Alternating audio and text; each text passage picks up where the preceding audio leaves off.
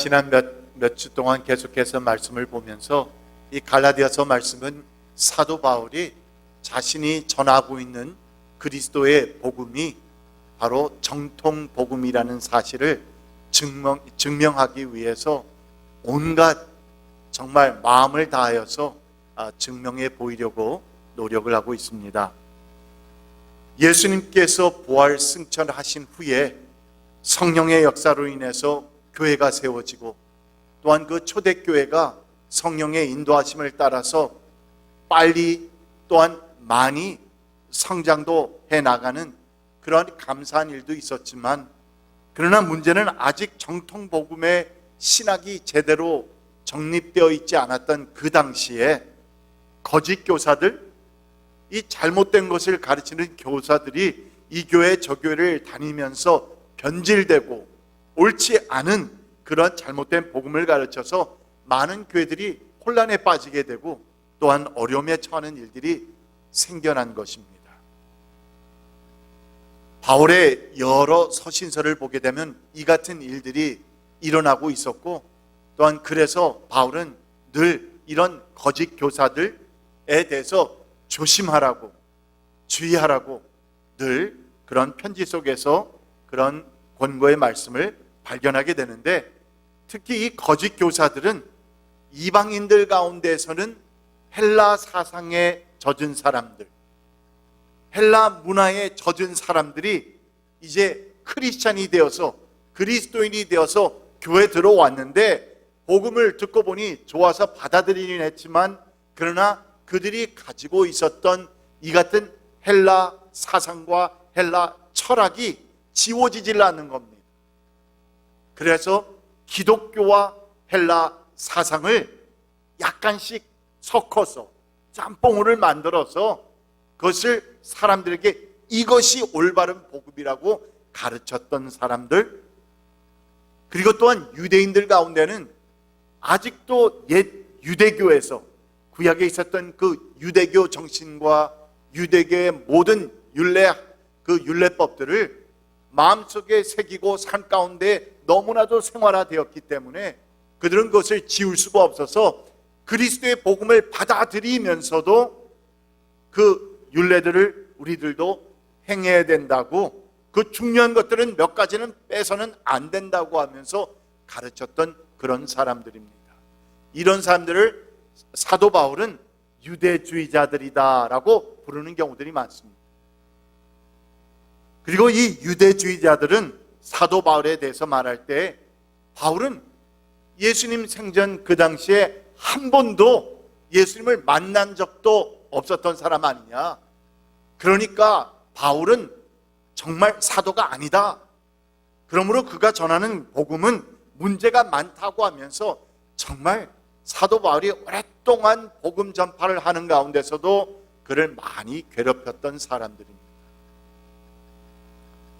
그래서 이에 대해서 바울은 1장부터 자신이 전하는 복음은 사람에게서 난 것이 아니라고, 이것은 하나님의 계시로 내가 직접 받아서 너희들에게 전한 복음이라고 하면서 계속해서 강력하게 변증을 해왔는데, 오늘 말씀이 있는 2장에서도 이어서 변증의 내용 말씀들을 우리에게 주고 있습니다. 1, 2절 말씀을 봅니다.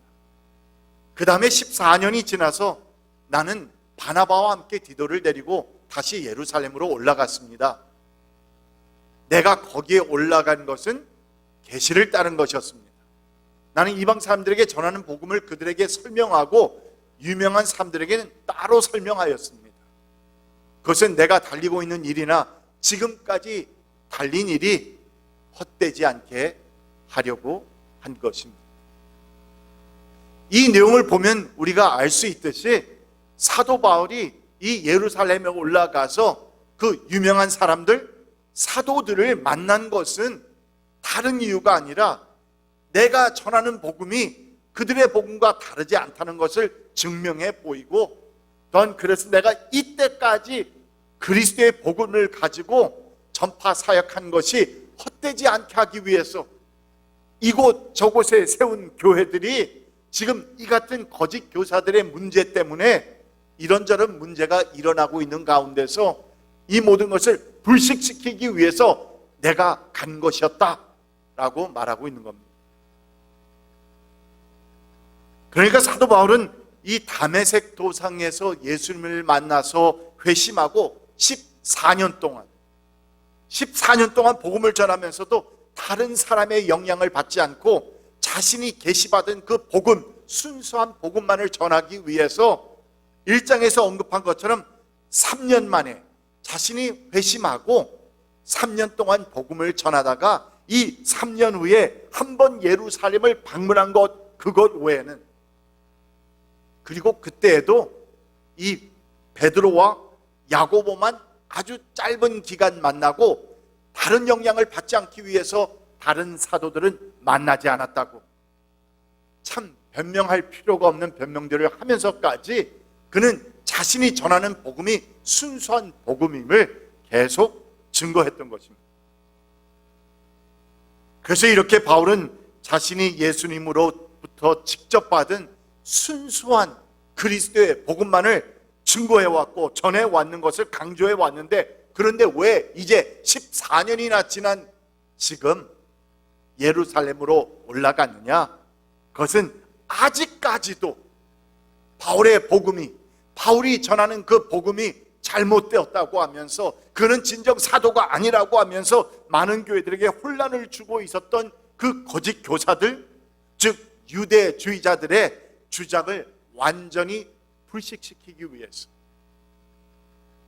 이제는 그냥 놔두면 위험해지겠다는 그 생각이 너무나도 강했기 때문에 이 같은 그들의 잘못된 주장을 불식시키기 위해서, 그래서 이때까지 자신이 14년 동안 정말 열과 성을 다해서 전해온 그 복음 전파, 복음 사역, 그리고 이곳저곳에 세운 교회들의 그 모든 수고가 헛된 일이 되지 않게 하려고 예루살렘을 방문했다는 것입니다. 그리고 어떤 일이 일어났습니까? 이 방문을 통해서 바울은 자신이 이때까지 전했던 그 복음이 정통 복음이었다라는 것을 증명해 보이게 됩니다. 그리고 이를 설명하기 위해서 예루살렘으로 갈 때에 함께 동행했던 디도에 대해서 언급을 시작하죠. 3, 4절 말씀입니다. 나와 함께 있는 디도는 어디 사람이었다? 그리스 사람이었다. 이방인이었다는 말입니다. 그는 유대인이 아니었다는 말입니다. 이방 사람이지만 할례를 강요받지 않았습니다. 그런데 4절 말씀을 보면 몰래 들어온 거짓 신도들 때문에 이방인들 가운데서도 그들이 그럴 필요가 없는데, 그리스도의 복음은 할례를 요하는 것이 아닌데도 불구하고 할례를 강요받는 일이 있었던 것입니다.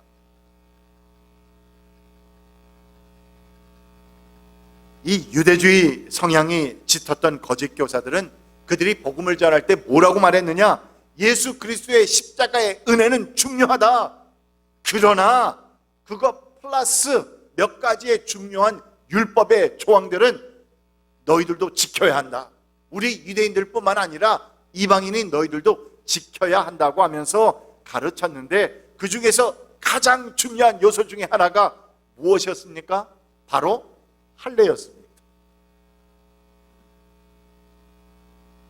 너희들은 이방인이지만 그러나 너희들도 하나님의 백성이 되었다는 증거를 가져야 하는데, 예수를 믿더라도 너희들도 할례를 받아야 된다.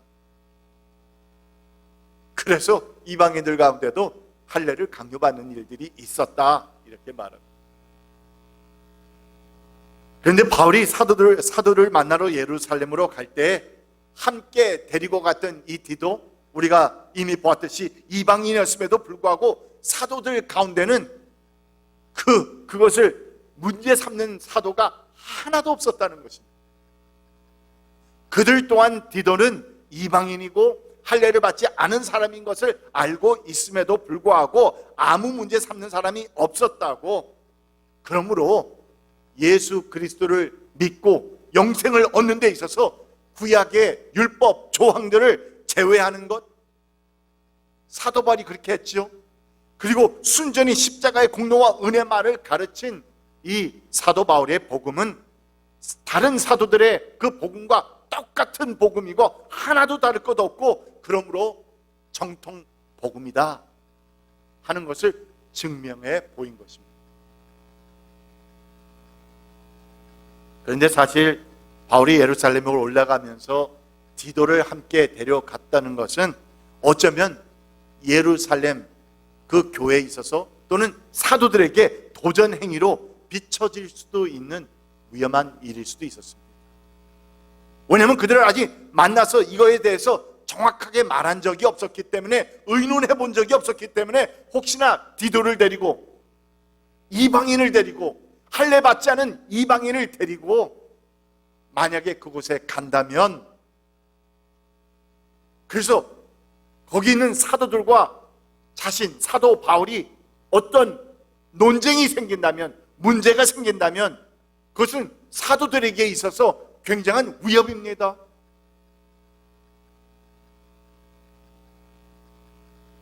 그래서 위험한 일일 수도 있었지만, 그러나 바울은 생각했습니다. 유대인이나 이방인이나 그 어떠한 차이도 없이 똑같은 동일한 조건으로서 오직 예수 그리스도를 믿는 믿음으로서만 구원을 받는 것이라고, 영생을 얻는 것이라고, 하나님의 자녀가 되는 것이라고, 이 복음의 진리가 옳은 것이라는 사실을 그는 증명하기 위해서 올라간 것이었기 때문에 디도를 데리고 가는 것이 너무나도 중요한 것입니다.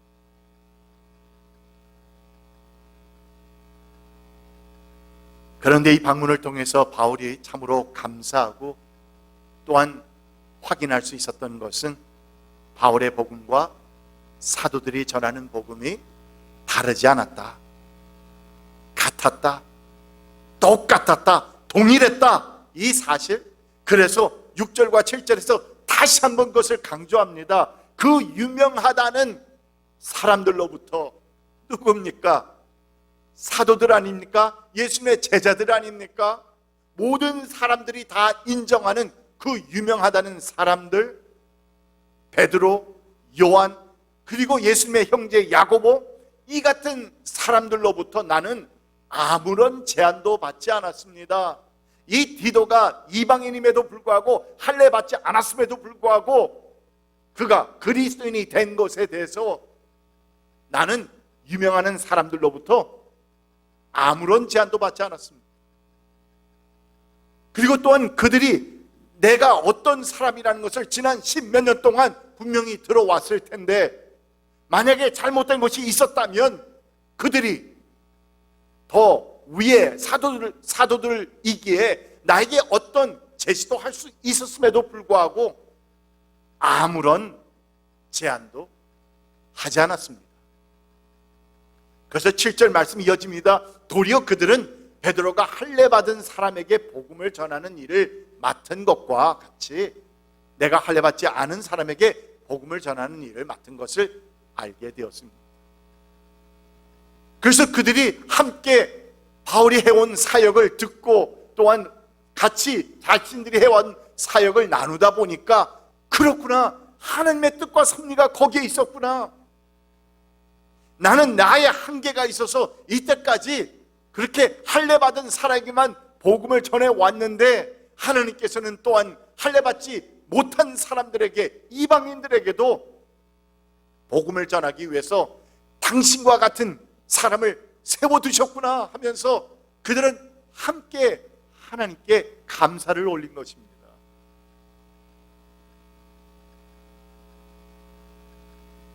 바울과 예루살렘 사도들이 이 복음에 대해서, 정통 복음에 대해서 서로 따로 만나서 서로 상의하고 또한 조정한 것도 아니었음에도 불구하고 그들이 전하는 복음은 같은 내용이었고 같은 마음이었고 서로 격려하고 서로 리스펙트 해주고 상호 존중해주는 그런 관계가 되었다는 것. 그래서 이때까지 사도 바울이 전한 복음은 정통 복음이고 또한 자신을 이때까지 브레이크를 걸면서 문제를 삼았던 그 거짓 교사들의 말들이 다 거짓이요, 잘못된 것이요, 그들이 이단으로 판정이 난 것입니다.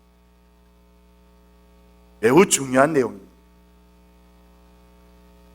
여러분이 같이 복음 전파를 위해서 순수하고도 헌신적으로 달려온 이 바울의 발걸음이 하나님의 그 아름다우신 때,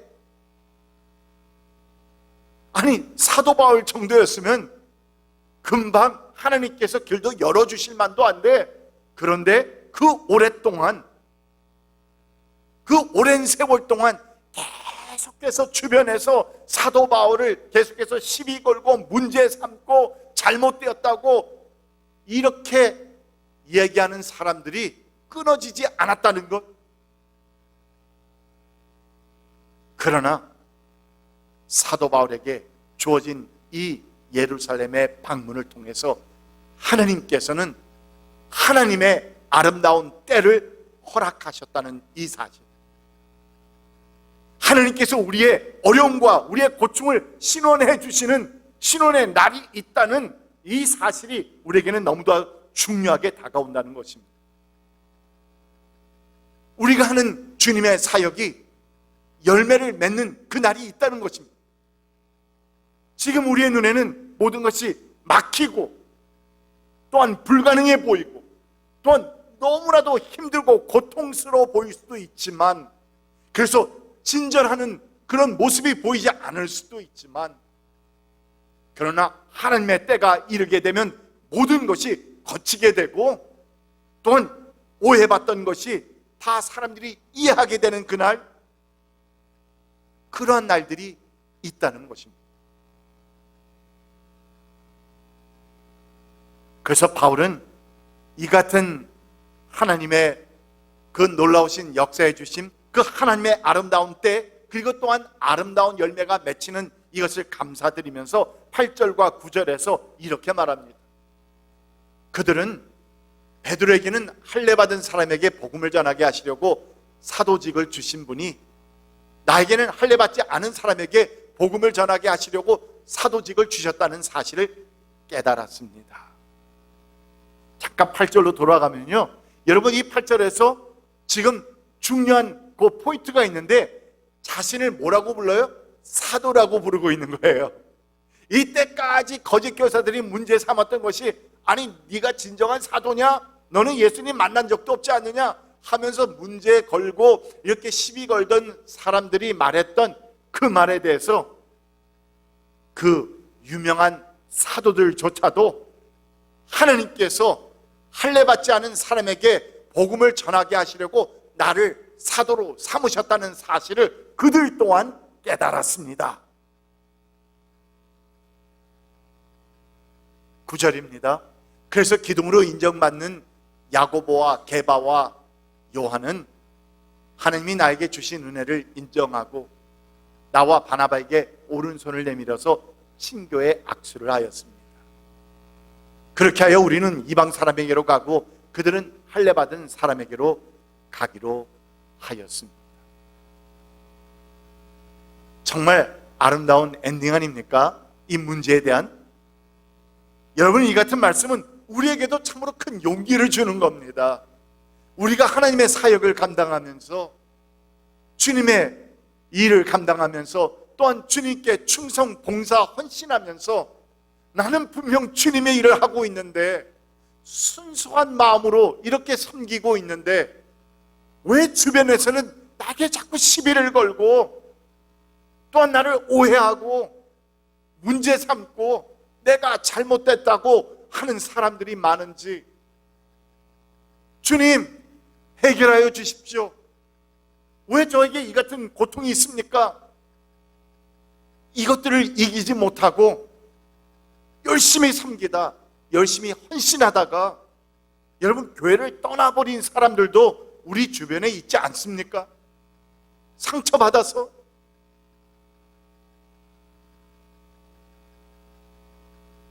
그러나 오늘 이 같은 말씀은 우리가 인내하고 기다리면 하나님의 때가 이르게 되는데, 그 아름다운 때에는 모든 것이 해결되고 또한 하나님의 아름다운 열매들이 맺히게 된다는 이 사실.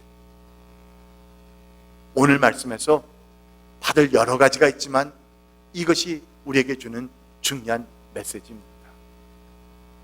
여러분, 우리의 삶을 살아가시면서 또한 주의 몸된 교회를 위해 섬기면서 어렵고 힘든 일 없지 않겠지만 인내하시면서 주님 바라보시면서 열심히 그리고 충성스럽게 걸어나가시는 한 분 한 분 되시기를 축원드립니다.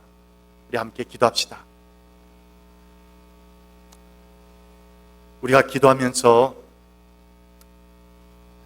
이 순수한 그리스도의 복음을 전하기 위해서 정말 온갖 고통과 어려움을 겪었던 사도 바울,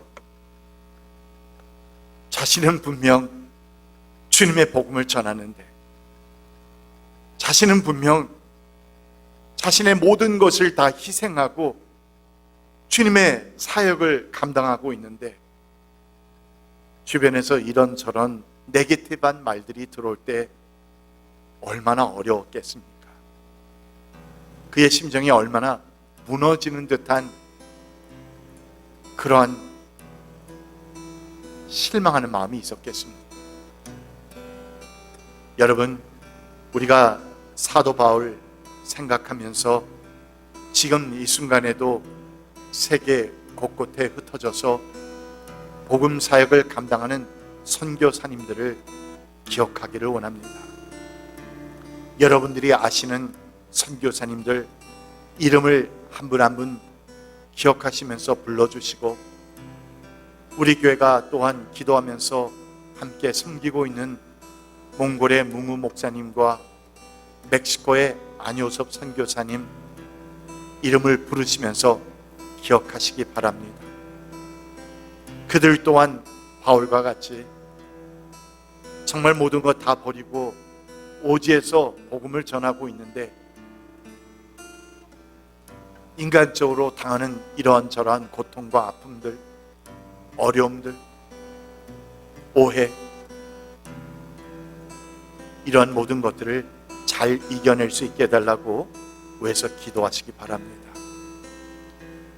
또한 우리 자신들을 위해서 기도합시다. 우리 또한 혹 주님의 말씀과 뜻대로 살려던 가운데 그런 어려움을 겪은 경험은 없습니까? 오해받기도 하고 미움받기도 하고, 또한 이런저런 정말 마음 아픈 일들이 많이 생겨서 우리의 마음이 너무나도 괴로웠던 적 없습니까? 우리 주님께서 우리를 실현해 주시는 그 하나님의 아름다운 때를 허락해 주실 줄 믿고 믿음으로 감사로 나갈 수 있기 바랍니다.